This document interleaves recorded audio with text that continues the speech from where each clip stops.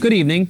The U.S. and the Republic of Korea announced today that this year's joint ROK-U.S. military exercise Team Spirit will get underway approximately in the latter part of March and is scheduled to last about 2 weeks.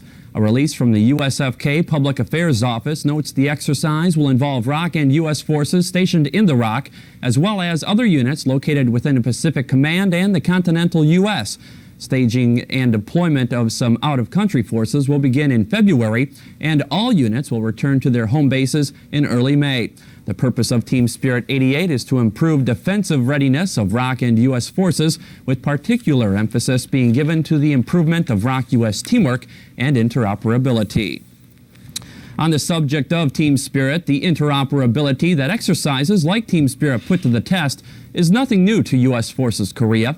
With the world's only combined field army located here in the Republic, interoperability is an everyday occurrence. Recently, during a brief stay in the ROK, the Commander-in-Chief of the Pacific Command, Admiral Ronald Hayes, was asked by AFKN's Talia Green to comment on ROK-U.S. interoperability here.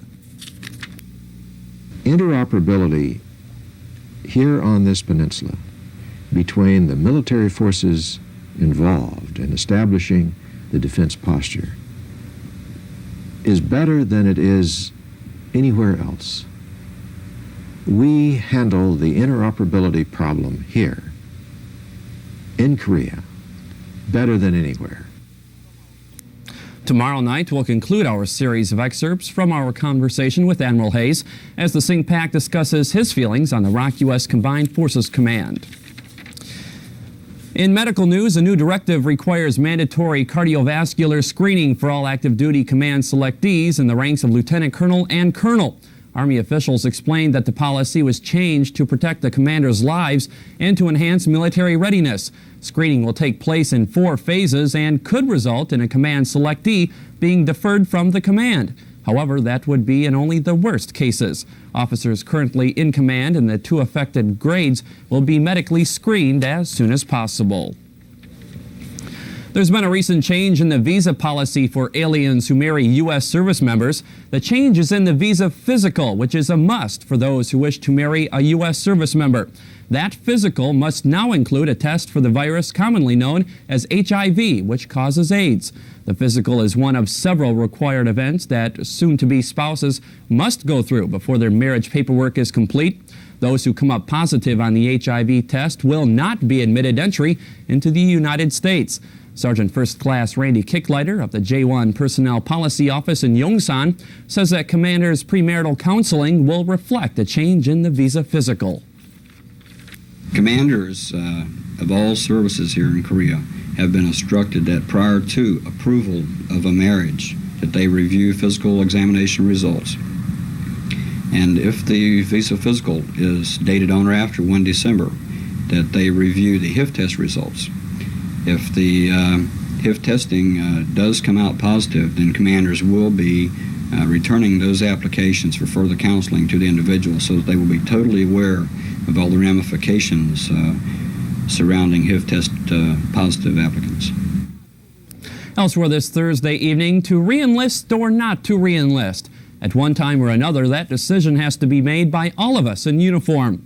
In the first of a 2-part series, AFKN's Mike McNelis addresses some of the questions that come into play when soldiers consider signing on that all-important dotted line. To re-enlist or not to re-enlist? That's a decision that all soldiers face at least once, and it's one of the most important questions a soldier has to answer. Retention is a type of thing, first of all, a soldier should be thinking of it the day he comes in the Army. It's a long-term type of affair. Army retention units are in charge of keeping quality soldiers in the Army. The units use incentives authorized by Congress in hopes of keeping the Army strong and the soldiers happy. Determine what do you really want out of life? Where do you want to be a few years from now? What are your goals? You want to go to college? Do you want further training? Do you want possibly an assignment in a different place? These little things. But what about soldiers who decide to return to the civilian sector? The Army offers several options that will keep them involved in the nation's defense and allow them to be civilians. Tomorrow night, we'll tell you about those options. Specialist Mike McNelis, AFKN News, Yongsan. In other news, safety is an important part of our everyday jobs, not only on duty but off duty as well. And practicing safety in the aviation field is no exception. Earlier today, an award was given to the aviation unit, which compiled the highest number of accident-free flying time.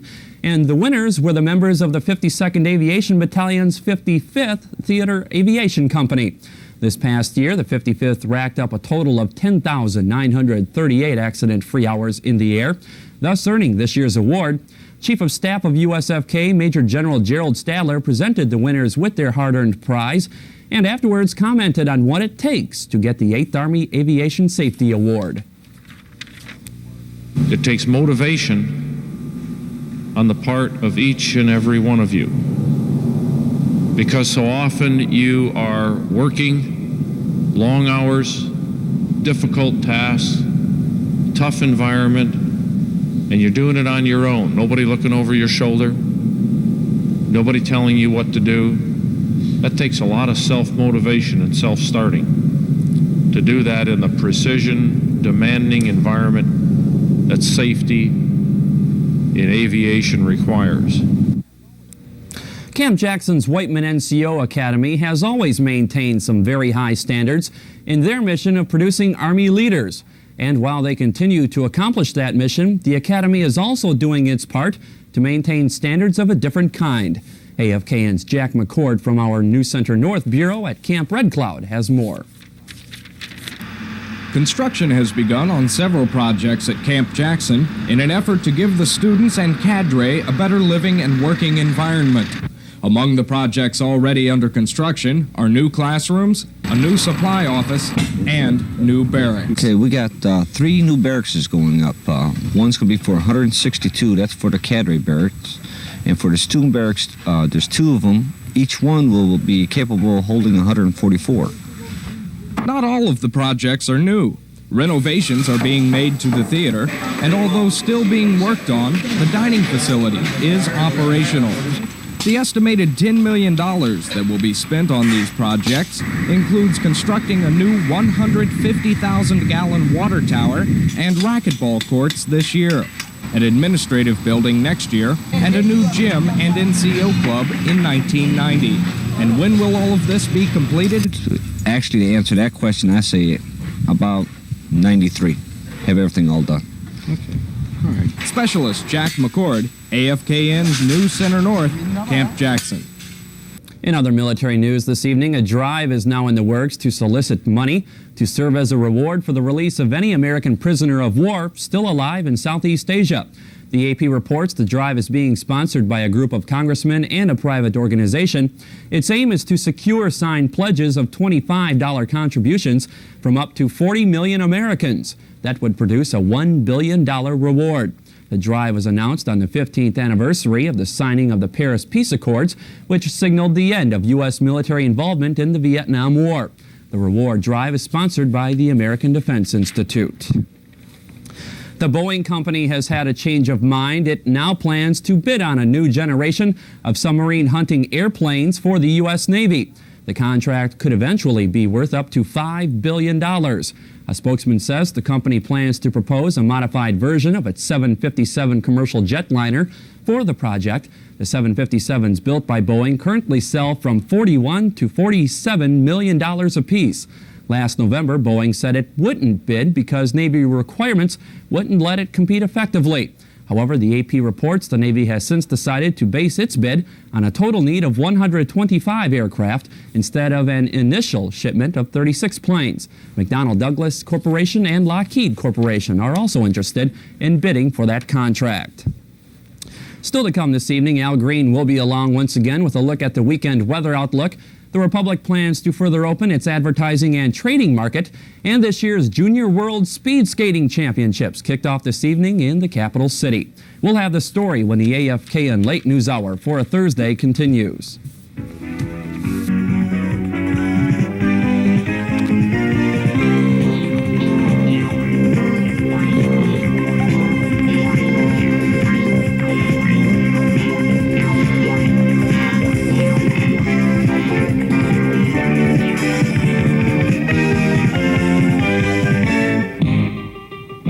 Monday, February February 1st for the biggest sporting event of the year, Super Bowl 22. It all kicks off live at 6 a.m. with the pregame show featuring history, interviews, and a look at how the game stacks up. At 8 a.m. it's game time, followed by a 1-hour postgame show recapping all the hits, stars, and big plays. That's Monday morning, February 1st at 6, and again at 8:20 p.m. on your satellite network AFKN TV.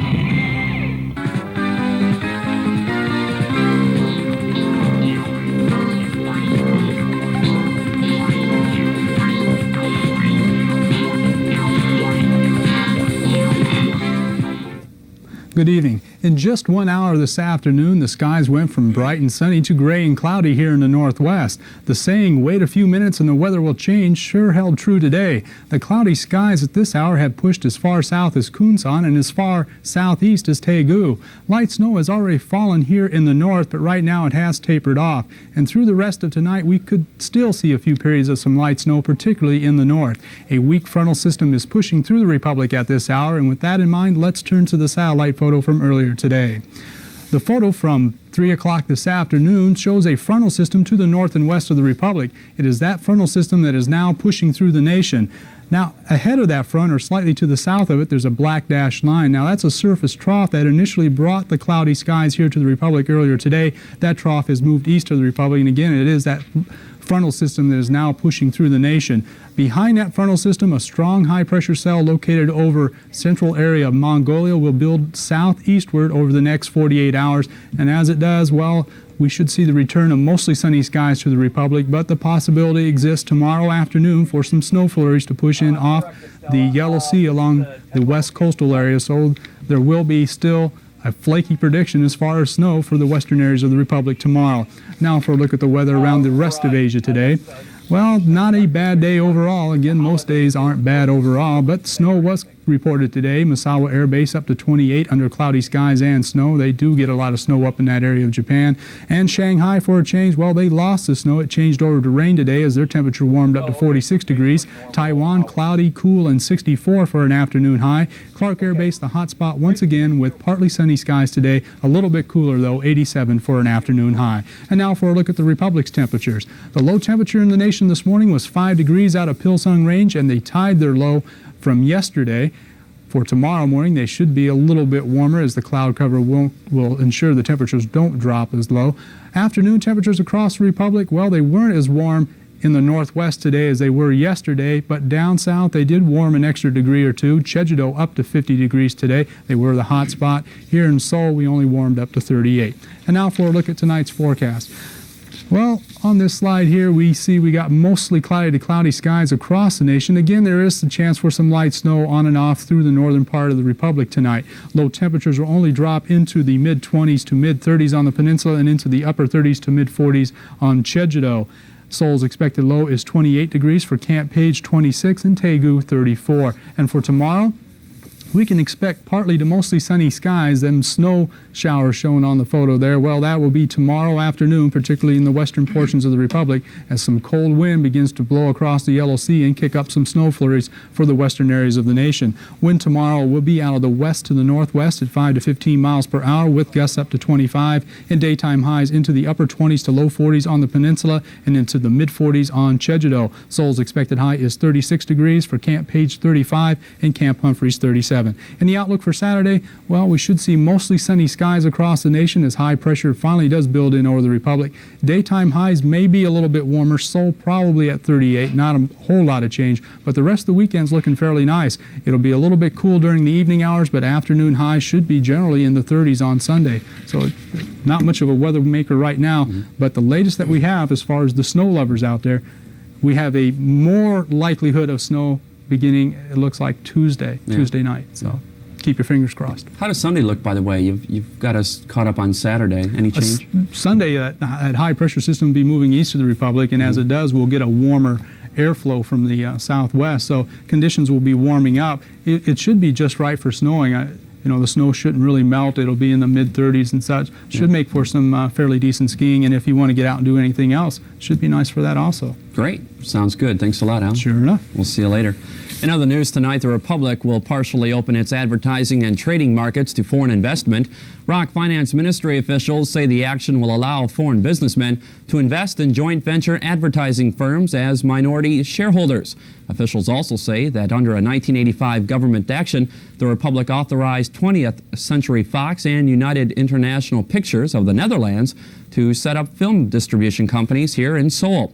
The Republic is under increasing pressure from the U.S. and other countries to open its market wider for foreign products and services. Well, although most of the ground around the Republic is still bare, the fact is that this is skiing season. With that in mind, AFKN Stan Ferrell continues our series of reports on the sport of skiing by looking back at skiing's history and also by looking at present-day skiing and how you can hit the slopes without hitting something else. In other words, preventing injuries. It's a popular winter sport that grows every year. It wasn't long before this strange mode of transportation became the craze of the land. Soon after the sport of skiing caught on, it was apparent that a safety code had to be developed to ensure both the novice and expert skier. This led to the creation of several ski clubs. Among the more notable was the Christiana Ski Club, founded in 1877, which helped to organize a ski association to promote safety in the sport of skiing. In the U.S., the foremost of these clubs is the National Ski Patrol. Although the National Ski Patrol has been around for several years, the club began in the Republic of Korea only last year, making it the first National Ski Patrol in the Republic. Ms. Pamela Warm, a 2-year member of the National Ski Patrol, stresses that whether you're a beginning skier or an expert, lessons are the best way to avoid a tragedy on the slopes. I would suggest that all skiers take lessons, whether they're beginners or advanced skiers, especially at the beginning of the year. I know I take a lesson every year, and all of the ski patrollers do, because it just helps you to get back into the swing of things. Ms. Warm also says that if you come across an injured skier, you should not attempt to move them, since doing so will probably cause further injury. Instead, you should seek a member of the ski patrol. I'm Army Sergeant Stan Ferrell, reporting for AFKN News. Tomorrow night, AFKN's Lance Milstead will wrap up our look at skiing by showing us how we can get to some of the ski resorts located throughout the Rock, and he'll also show us how to get up and ski down some of the Republic's slopes. Finally this evening, getting ready to host the 1988 Summer Olympics, Korea's capital city is all geared up for the September sporting event. But while the countdown to the Seoul Olympics continues, another international sporting competition formally got underway this evening. AFKN's George McNamara has more on the Junior World Speed Skating Championships. For the first time in the 15-year history of the event, the World Junior Speed Skating Championships have come to Seoul. Over 50 skaters representing 15 countries, to include the United States, the Soviet Union, East and West Germany, and the host nation Korea, have gathered to determine who the next Olympic champions may be. For Korea, hosting the Junior Speed Skating Championships is the first of many world events coming to Seoul, with the Olympics being the highlight. Ken Henry, a 10-year U.S. team member and a 1952 Olympic gold medalist, says the Junior Worlds bring together the best young skaters in the world. Well, one of the important things of the Junior Championships is to have every nation develop some of their younger skaters in preparation for the Olympic Games within the next 4 years. You have to remember that these juniors today will be each nation's Olympic competitors in 4 years. For members of this year's American team, the Seoul World Championships mark the second time they've competed in the international event, and hopes are high that this year will be theirs. Last year I was just kind of competing, just to be there. I didn't really have a shot at a medal or anything, and this year, I'm a year older, a year more mature, and I have an outside chance to medal. I'd like to place into the top 10 overall, and definitely I'd like to make the 3,000 meters, which is my best race. With the ceremonial formalities now out of the way, the 53 men and women competitors can now get back to where they feel more comfortable, circling the speed skating oval at the Taenung International Skating Rink. Army Sergeant George McNamara, AFKN News, Seoul. By the way, for those interested in attending the Speed Skating Championships, the ticket price is 2,000 won, and they can be purchased right at the rink, which is located in the northeastern part of Seoul. And that'll do it for Thursday. Nightline's right around the corner. I'm Sergeant Mark Cummings for Al Green and the staff and crew here at AFKN. Thanks for watching. Enjoy the rest of your evening, and we'll see you back here for a TGI Friday edition tomorrow.